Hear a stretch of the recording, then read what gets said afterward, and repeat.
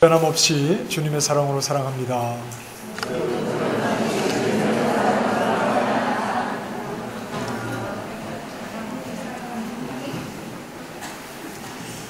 네, 올해도 변함없이 주님의 사랑으로 사랑하는 아름다운 교회이기를 원합니다.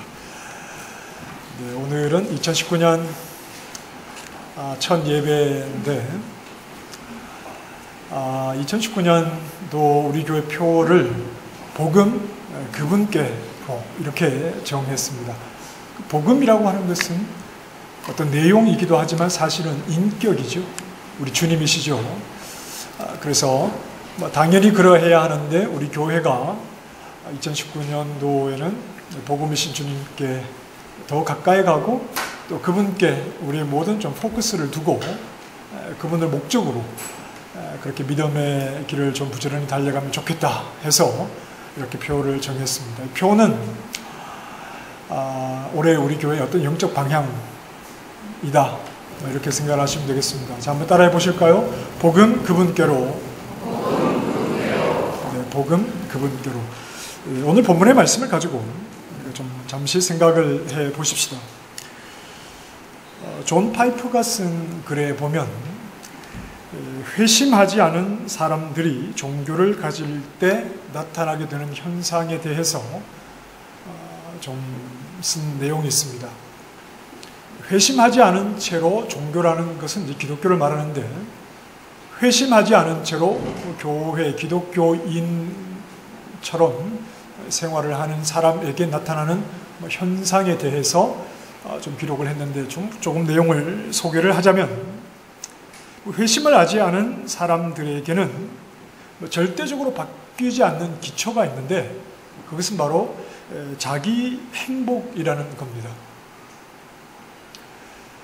회심을 하지 않은 채 교회에 등록을 하고 또 성경을 읽기도 하고 또 여러 가지 교회 봉사를 하기도 하는데,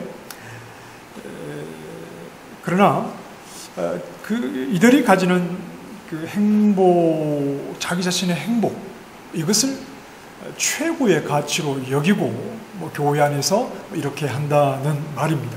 이들에게는 무엇이 사랑이냐 하면 자기 자신이 존중받는 것을 사랑이라고 생각을 합니다. 그래서 하나님의 사랑을 선포하면 이 사람들은 자기 자신을 하나님께서 소중히 여기고 자기 자신을 위해서 하나님이 계시는 것으로, 자기 자신을 잘되게 해주시는 것으로 하나님의 사랑을 그렇게만 이해를 한다는 말입니다. 그래서 이들도 어느 정도 하나님을 사랑하기는 하는데, 하나님이 자기 자신을 중시하는 분이라는 것을 전제로, 다른 하나님이 아니라 하나님이 나를 중시하는 분이다, 나를 잘되게 하시는 분이다, 이것을 전제로 할 때 그런 하나님을 사랑할 수 있다, 이렇게 표현을 했습니다. 결국 회심하지 않은 사람들이 교회 안에서조차 가지는 자기의 기쁨과 행복이라는 것은 자기 자신이죠. 자기 자신에게서 기쁨을 찾으려고 하는 겁니다. 기쁨의 대상이 자기 자신. 그래서 하나님을 믿는 것도 하나님을 믿음으로 내가 얼마나 잘 되는가, 하나님이 사랑이신데 그분이 나를 사랑하셔서 얼마나 내 형편이 피는가, 얼마나 내가 예수 믿어서 덕을 보는가, 자기 자신이 잘 되는 것을 기쁨의 이유와 제목으로 삼는 사람들이 회심을 하지 않고 교회에 나온 사람들의 전형적인 모습이다, 이렇게 소개를 합니다.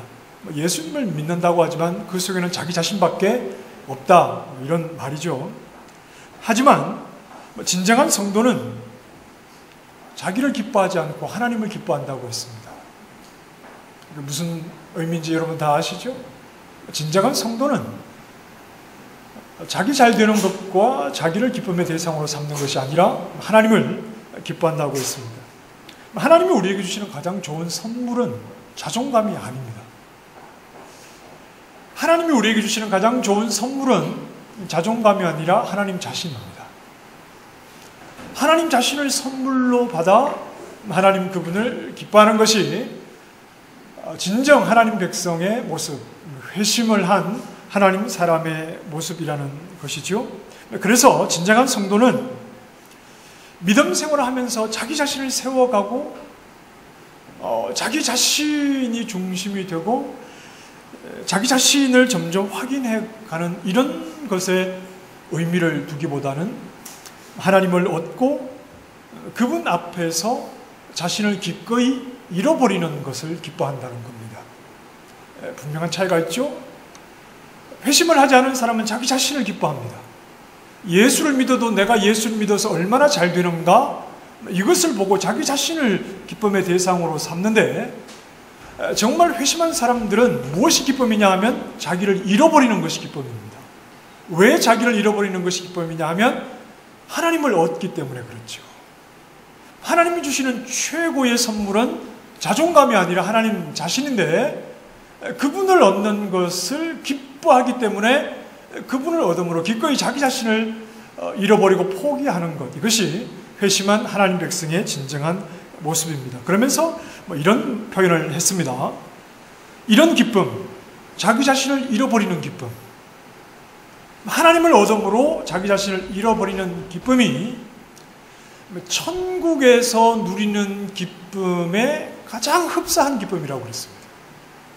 천국은 눈물이 있습니까? 애통하는 것이나 아픈 것이 있나요? 곡하는 것이 있습니까? 없지요. 요한계시록 말씀에 없지요. 천국은 영원한 쾌락의 근원이 되시는 하나님으로 인하여서 기뻐하고 그 쾌락을 누리는 것이 이 땅에서 잠깐 누리는 그런 것이 아니라 영원히 어떤 방해도 없이 그 최고의 기쁨과 즐거움을 누리는 곳이 천국인데, 그 천국에서 누리게 되는 기쁨과 가장 흡사한 이 땅에서 누리는 기쁨이 뭐냐? 그것은 바로 자기를 잃어버리는 기쁨. 자기를 잃어버리는 기쁨. 자, 저도 소망하기는 하나님께서 우리 2019년도 퍼스 한인 장로교회에 은혜를 주셔서 우리 모든 성도님들이 자기를 잃어버리는 그 기쁨에 참여하게 하시기를 원합니다. 천국에서 누리는 기쁨과 가장 흡사한 그 기쁨을 우리 모든 교회가 이미 이 땅에서 누릴 수 있기를 소망합니다. 회심이 없이 교회를 다니는 사람을 정죄하자는 차원이 아닙니다. 그런 차원이 아니고 안타까운 것이죠. 이 땅에서 이미 천국을 경험하는 교회에 와서도 기쁨의 대상을 자기 자신만으로 삼고 자기 잘 되는 것만을 기뻐하려고 하면서 자기를 오히려 잃어버리고 우리에게 주신 그 하나님으로 인하여서 기뻐하는 그 기쁨을 누리지 못한 채 예배당 안에 있는 이런 성도들에 대한 그 안타까움을 우리가 좀 생각을 해보자는 겁니다. 예수님을 믿는다는 것은 새로운 피조물이 되는 것이죠. 그래서 고린도후서 15장 17절 말씀에 여러분 한번 보이시나요? 같이 한번 읽어보실까요? 시작. 그런즉 누구든지 그리스도 안에 있으면 새로운 피조물이라. 이전 것은 지나갔으니 보라. 자, 그 새로운 피조물이 뭐냐? 그리스도 안에서 우리가 새로운 피조물이 되었는데 그 새로운 피조물이 무엇인지, 새로운 피조물의 의미에 대해서 그 15절에 가면, 고린도후서 5장 15절에 가면 이렇게 설명을 합니다. 같이 읽어보십시다. 시작. 그가 모든 사람을 대신하여 죽으심은 살아있는 자들로 하여금 다시는 그들 자신을 위하여 살지 않고 오직 그들을 대신하여 죽었다가 다시 살아나신 이를 위하여 살게 하려 합니다. 예수님께서 우리를 대신하여 죽으심으로 허물과 죄로 죽었던 우리가 이제 살아있는 자가 되었죠. 그런데 이렇게 예수님의 죽으심을 인하여 생명을 얻은 자로 살아가는 자들은 다시는 자기 자신을 위해서 사는 자들이 아닙니다. 자기 자신에게서 기쁨을 얻으려고 하고 자기 자신이 잘 되는 것을 이 땅에서 최고의 가치로 여기고자 하는 마음을 다 내버린 사람들이죠.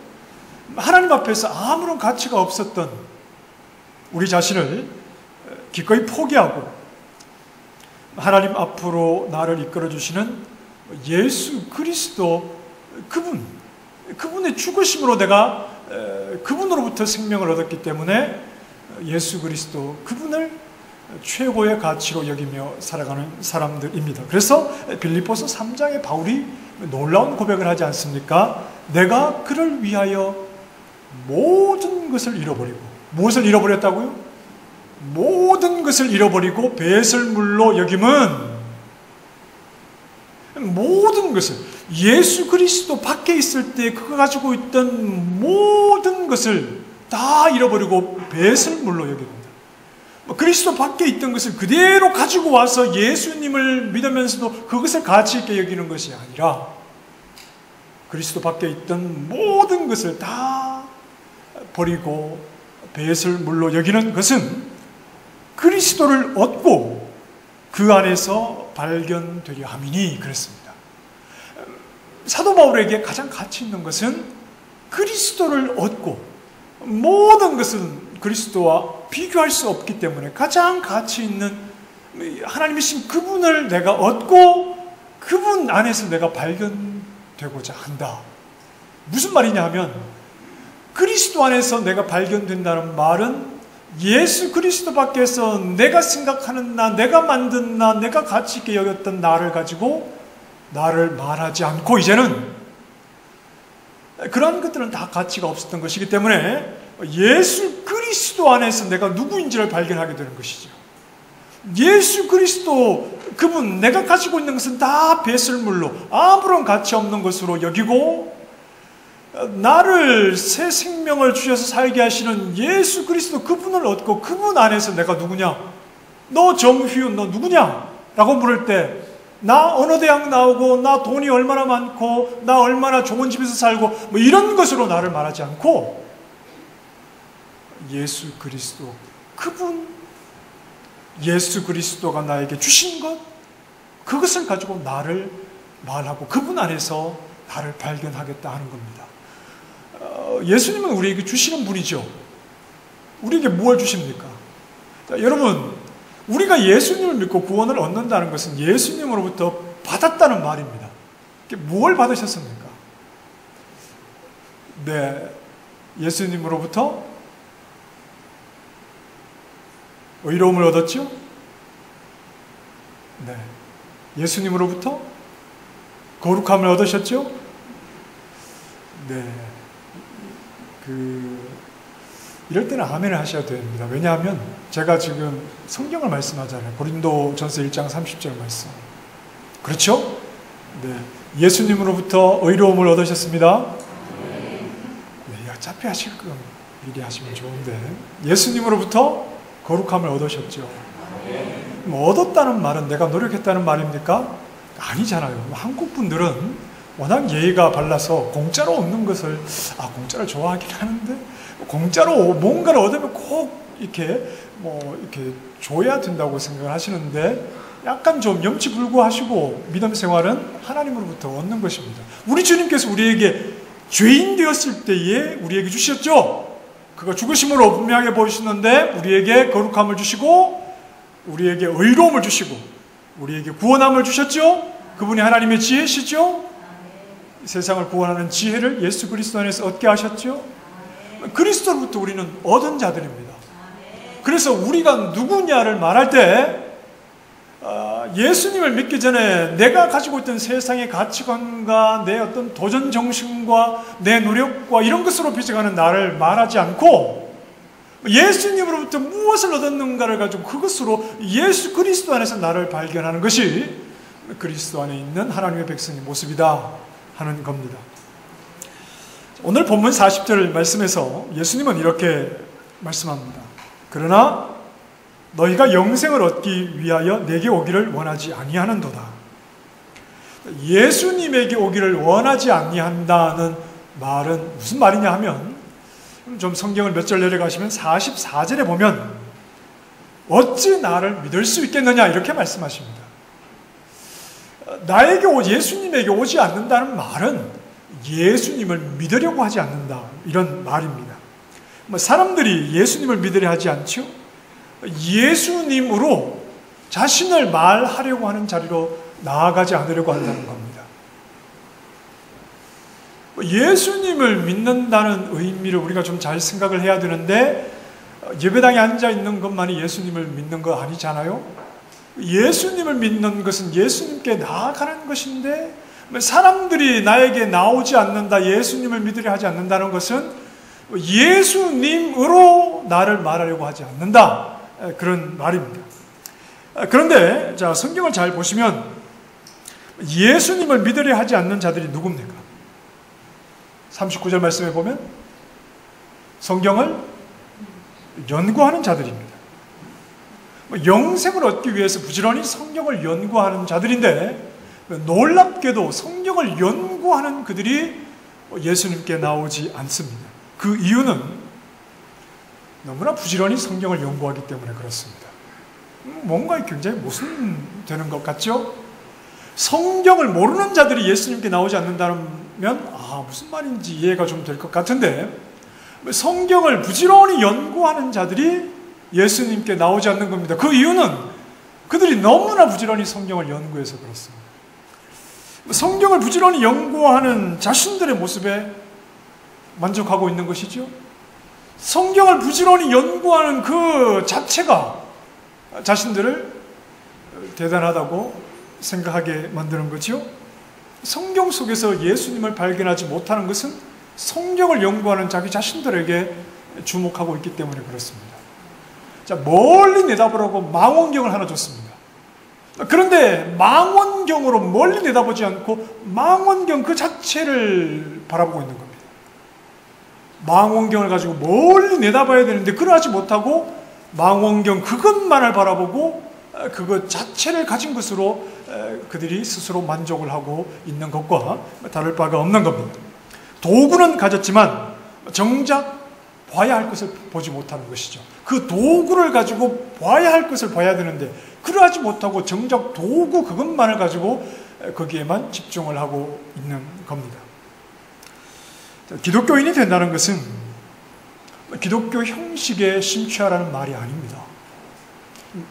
성경책은 성경 그 자체가 중요한 것이 아니라 성경 속에 담겨 있는 진리의 내용을 발견하기 위해서 성경이 있는 것이죠.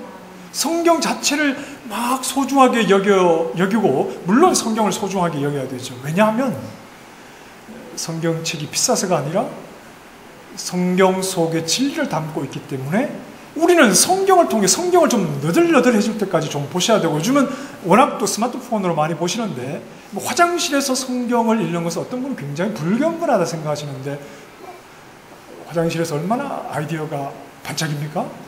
그 맑은 정신으로 하나님 말씀을 통해서 진리를 발견하는 것은 너무나 귀한 일이죠. 괜찮습니다. 화장실에서 성경을 읽는 분이 뭐 또 성경을 잘 읽느냐 뭐 또 그렇지도 않아요. 성경 그 자체가 중요한 것이 아니라 성경 속에 있는 진리를 발견하는 것이 중요하죠. 여러분, 예배가 중요한 것이 아니라, 예배 형식 자체가 중요한 것이 아니라 우리는 예배 속에서 무엇을 중요하게 여겨야 되느냐 하면 우리가 어떻게 하나님을 예배하는 자가 되었는가, 우리를 하나님 앞에 나와서 하나님을 찬양하고 그분과 회복된 관계를 누리게 하신 예수 그리스도의 사역을 감사하고 그것을 누리며 이 모든 일을 이루신 하나님을 찬양하는 것이 예배의 진정한 의미지, 어떤 형식과 어떤 옷차림과 물론 어떤 최소한의 것은 갖추어야 되겠지만 그것 자체가 예배를 예배되게 하는 것이 아니라는 말이죠. 기도, 내 영혼이 기도를 통해서 평안함을 얻는 것이 기도의 목적이라고 생각하십니까? 아닙니다. 그런 것이 아니고 서로 사랑하고 섬기며 분위기 좋은 그런 공동체를 만드는 것입니까? 그런 것은 다 도구입니다. 다 도구인데 우리가 그런 그것 자체에 주목을 해서는 안 된다, 이런 말이죠. 기독교는 그런 것에 만족하는 것이 아닙니다. 그게 다 무의미하다는 말이 아니라 도구에 주목해서는 안 된다는 겁니다. 도구를 통해서 그 내용을 봐야 되는데 내용을 보지 못하고 그 도구 자체를 신성시하고 그 도구 자체를 거룩하게 생각하고 그렇게 할 필요가 없다 하는 겁니다. 우리가 이제 예배마다 우리 아가페 찬양대가 오늘도 찬양을 드리지 않았습니까? 매번 은혜로운 찬양을 드리고, 그리고 일찍 나오셔서 찬양을 준비하시고, 이 더운데 가운을 입고 계시니까 얼마나 더우시겠습니까? 이렇게 매주 찬양을 준비해서 찬양을 교회를 대표해서 드리시는 것이 너무나 귀한 그런 섬김이죠. 그러나 여러분 오해하지는 마시고, 찬양대가 오랫동안 잘 준비를 하고 어떤 대곡을 준비를 해서 그렇게 찬양을 하기 때문에 하나님이 찬양을 받으시는 겁니까? 아닙니다. 열심히 시간을 내서 땀 흘려 준비했기 때문에 하나님이 그것을, 그 정성을 보시고 받으시는 겁니까? 그렇지 않습니다. 하나님이 찬양을 받으시는 곳은 하나님이 찬양대가 그 찬양을 통해서 하나님 스스로 이루신 일을 인정하고 하나님의 행하신 놀라운 일을 찬양을 통해 고백하기에 그 찬양이 하나님이 받으시는 찬양이지, 우리가 열심히 정성을 다하고 노력을 기울였기 때문에 하나님이 받으시느냐? 그렇지는 않습니다. 노력도 해야 되고 준비도 해야 되지만 정말 중요한 것은 하나님이 이루신 그 일을 온전히 고백하게 될 때 그 찬양을 하나님이 받으시는 겁니다. 그러니 하나님이 받으시는 것은 우리의 수고와 우리의 정성과 우리의 노력 때문에 그것이 하나님이 받으시기 합당한 찬양이나 예배가 되게 하는 것이 아니라, 하나님이 이루신 그 일을 인정하고 하나님이 이루신 그 일 때문에, 그 일에 우리가 기쁨으로 참여하고 있기 때문에 하나님은 하나님이 스스로 이루신 일 때문에 영광을 받으시는 거지, 우리가 무언가를 해서 영광을 더하거나 우리가 무언가를 하지 않는다고 영광이 덜하거나 그런 것이 아니지요. 가장 영광스러운 것은, 하나님에게 가장 영광이 되는 것은 하나님 그분이 이루신 일이 무엇인지를 바르게 알고 하나님 이루신 일을 고백하고 인정할 때 하나님은 하나님 이루신 일을 통해서 스스로 영광을 받으신다는 것을 우리가 알아야 합니다. 네, 우리가 부지런히 예배하는 것, 부지런히 찬양하는 행위, 이것이 기독교를 만드는 것이 아니라 우리를 예배자가 되게 하신 하나님의 행위, 우리에게 찬양을 통해 인정하게 하신 하나님이 하신 일, 그것을 우리가 바라볼 수 있어야 한다는 말입니다. 종교 행위를 하는 우리 자신에 심취할 것이 아니라, 자칫 잘못하면 우리가 종교 행위를 하는 우리 자신에 심취하죠. 우리가 얼마나 노력했는데, 우리가 얼마나 열심히 해서 예배당을 지었는데, 내가 얼마나 수고를 했는데, 우리 자신에 심취해서는 안 됩니다. 굉장히 조심해야 합니다. 믿음 생활은 그런 것이 아니라 하나님과 그분이 하신 일에 주목하는 것. 성경을 부지런히 연구하지만 성경을 연구하는 자기 자신들의 모습에 심취하면 성경을 통해서 정작 나아가야 할 예수 그리스도께 나아가지 못하지요. 우리가 믿음 생활하면서 열심히 해야 하지만 무엇에 우리의 중심을 두어야 하는지를 우리가 잘 생각하자는 겁니다. 자, 44절 말씀을 다시 한번 보십시다. 44절 같이 한번 읽어보겠습니다. 시작. 너희가 서로 영광을 취하고 유일하신 하나님께로부터 오는 영광은 구하지 아니하냐. 어찌 나를. 성경을 연구한다고 하는 자들이 예수님께 나오지 못하는 가장 큰 이유는 서로 영광을 구하고 있기 때문에 그렇습니다. 서로 영광을 취한다는 말은 사람들에게서 얻는 영광이지요, 사람들로부터 나오는 영광입니다. 성경을 가까이 하면서 어느새 성경을 부지런히 연구하는 그들의 모습에 어느새 자기 의를 발견하는 거죠. 성경을 가까이 하고 남들보다 성경을 부지런히 읽고 성경을 늘 대하고 성경을 묵상하고 성경을 연구하고 또 성경을 가르치면서 그 모습 속에 스스로 자기 의를 발견하게 되는 겁니다. 사람들에게 인정을 받고 사람들에게 인사를 받고 잔치 자리에 상석에 앉고 당연히 성경을 부지런히 연구하는 자신들의 모습이 사람들로부터 인정을 받을 만한 그런 의가 자기 스스로에게서 나온다고 생각을 하니까 도구에 집중하지 정말 그 도구를 통해서 바라봐야 할 예수 그리스도를 바라보지 못하는 겁니다. 마태복음은 1차 독자가 유대인들입니다. 그래서 유대적인 좀 색채가 짙지요. 그래서 마태복음의 시작은 유대인들의 조상인 아브라함, 그리고 그 역사 속에 가장 위대했던 왕인 다윗 왕의 후손으로 오시는 예수님과 그 유대 족보를 가지고 그렇게 시작을 합니다. 1차 독자가 유대인이기 때문에 그렇습니다. 그런데 이 요한복음은 독자가 유대인이라기보다는 헬라인들에게 그리스도를 소개하기 위해서 기록된 복음서라고 이해를 해왔습니다. 자, 하지만 최근에는 요한복음 내에 있는 유대적 요소를 무시할 수가 없다. 이건 물론 헬라인들에게도 향하겠지만 요한복음 속에 나타난 그 유대적 색채도 마태복음 못지않아 않게 굉장히 깊기 때문에 이 요한복음도 유대인들을 의식해서 기록한 성경이다 하는 이런 견해들을 많이 얘기를 합니다.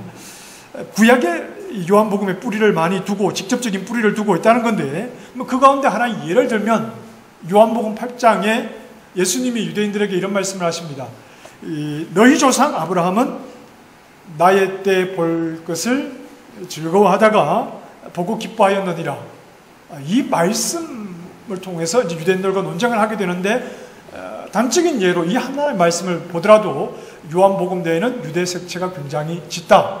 이렇게 생각을 할 수 있죠.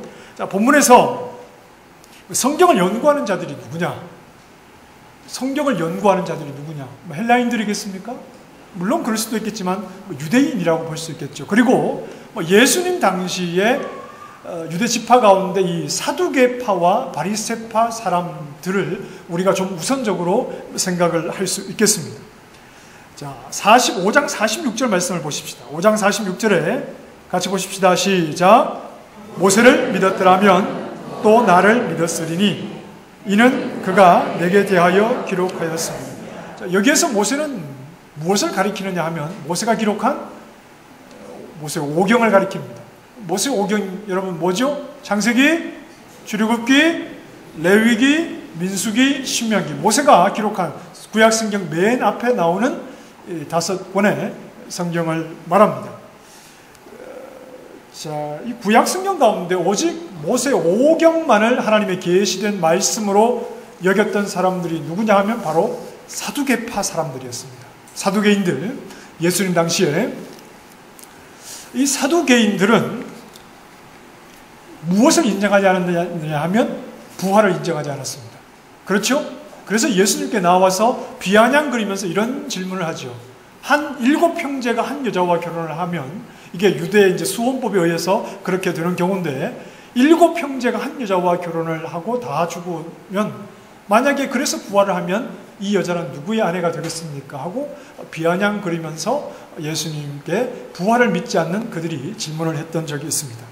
사두개인들이 부활을 믿지 않았던 이유는 그들이 유일한 계시의 말씀이라고 생각하는 모세 오경의 부활의 의미를 발견하지 못했기 때문이라는 겁니다. 모세 오경에 부활에 대한 말씀이 없으니까 우리는 부활을 믿지 않겠다. 이렇게 말하는 자들인데 그러나 예수님이 뭐라고 말씀하시죠? 모세를 믿었더라면 또 나를 믿었으리니 이는 그가 내게 대하여 기록하였습니다. 사두개인들은 모세 오경에서 부활의 메시지도 발견하지 못했을 뿐 아니라 모세가 주목했던 예수 그리스도를 발견하지 못한 자들이었죠. 자, 또한 우리가 잘 알고 있듯이 바리새인들이 있습니다. 예수님 당시 그 서기관들은 다 바리새인들이었습니다.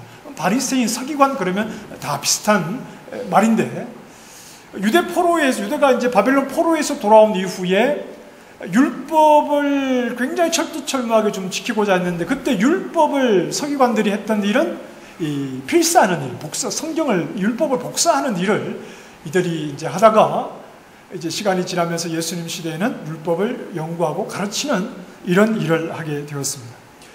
바리새인들은 사두개인들과 달리 모세 오경 외에 선지자의 글들과 또 시편이나 또 전도서나 이런 시가서들도 하나님의 계시의 말씀으로 인정하는 자들이었습니다.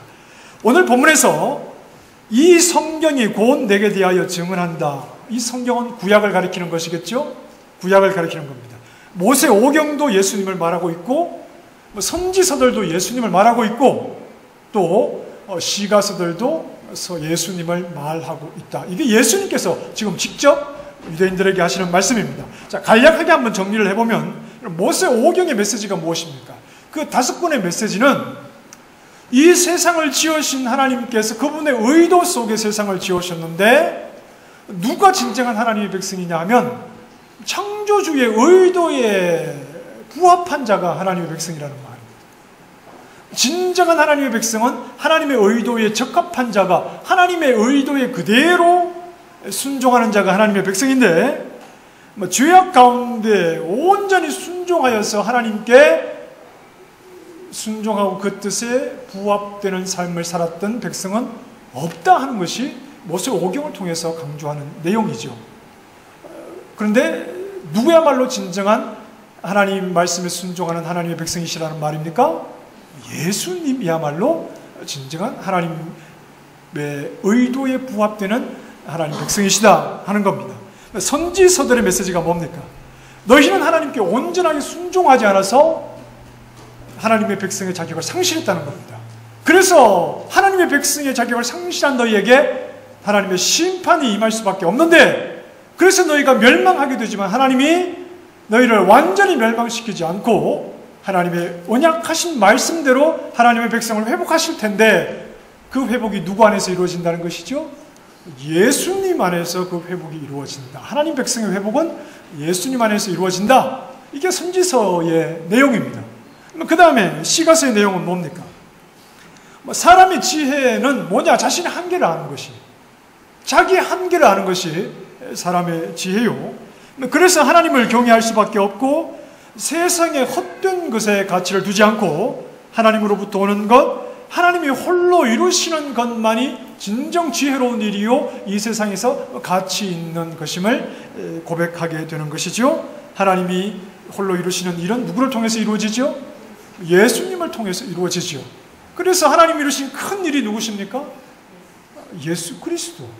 예수 그리스도, 그분이 하나님의 지혜로 나타나는 겁니다. 제가 간략하게 말씀을 드렸습니다만 구약 성경은 사람에게는 소망이 없다, 이 한 가지를 얘기합니다.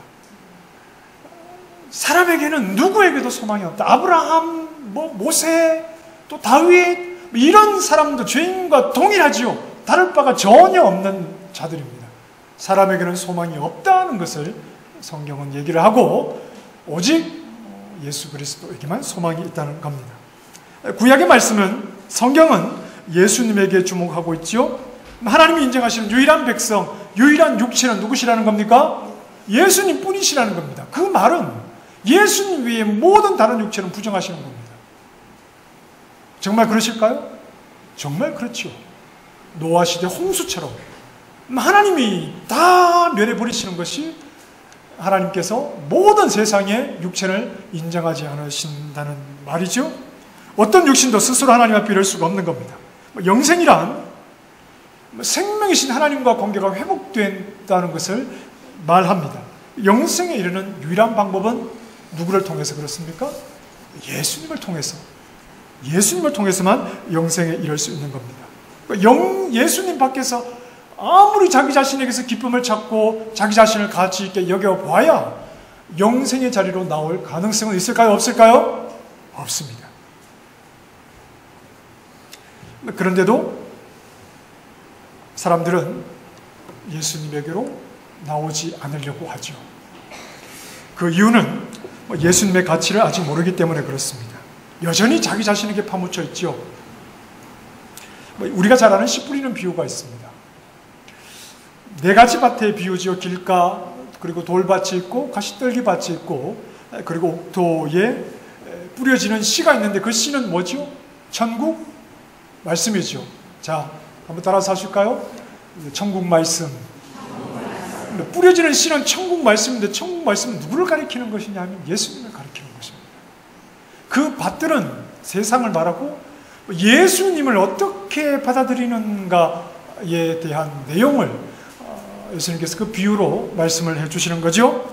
세상은 예수님을 소중히 여기지 않죠. 돌밭은 환난과 박해, 자기에게 찾아오는 환난과 박해를 말하죠. 가시떨기는 세상의 염려와 재물의 유혹이라고 했습니다. 세상의 염려, 우리가 다 하는 것 있죠? 세상의 염려와 재물의 유혹입니다.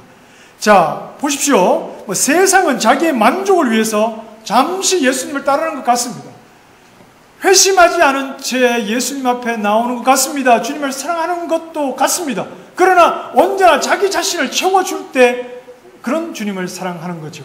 잠시 주님을 사랑하는 것 같다가 돌밭과 가시떨기처럼 자기에게 환란이 찾아오고 자기의 박해가 찾아오고 자기에게 손해가 오거나 또는 세상의 염려와 재물의 유혹처럼 뭔가 내가 원하는 것을 얻고자 할 때는 얼마든지 예수님을 포기할 수 있는 것이죠.